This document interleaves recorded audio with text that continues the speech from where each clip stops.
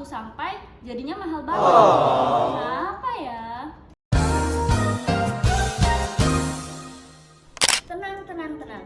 Di video ini kita bakal bongkar cara hitung bea masuk dengan berita-berita viral yang sempat diuji netizen. Disimak sampai habis ya videonya. Setiap negara itu punya batas negara dan dijaga ketat oleh pihak yang bertanggung jawab dari masing-masing negara. Di Indonesia sendiri, salah satu pihak tersebut adalah Direktorat Jenderal Bea dan Cukai di bawah Kementerian Keuangan.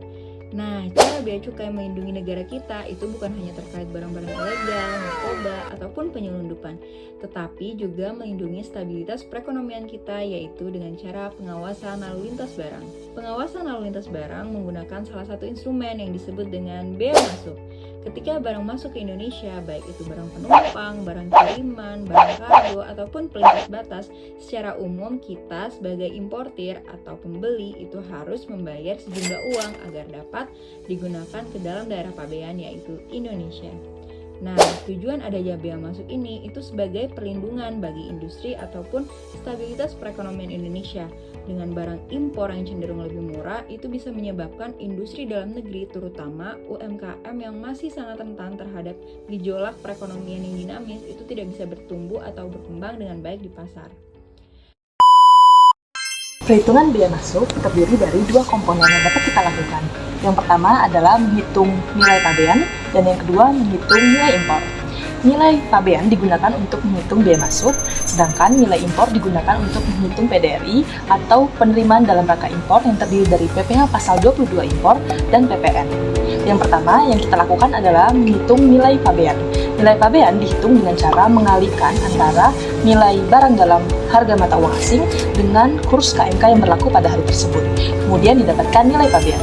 Selanjutnya yang kita lakukan adalah menghitung nilai bea masuk dengan mengalihkan nilai pabean dengan tarif bea masuk dari barang tersebut. Kemudian didapatkan nilai bea masuk dari barang tersebut. Selanjutnya, tahap kedua adalah menghitung nilai impor dengan cara menambahkan atau menjumlahkan nilai pabean dengan nilai bea masuk yang telah didapatkan tadi.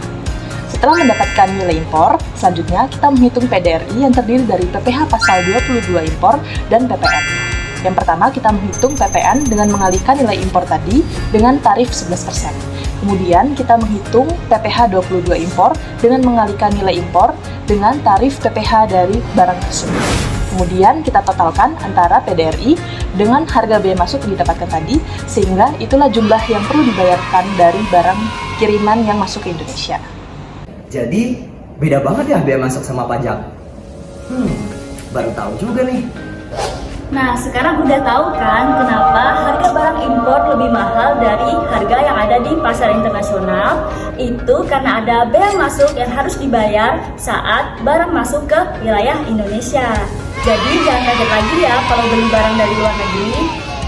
Punya pengalaman dikenain bea masuk nggak?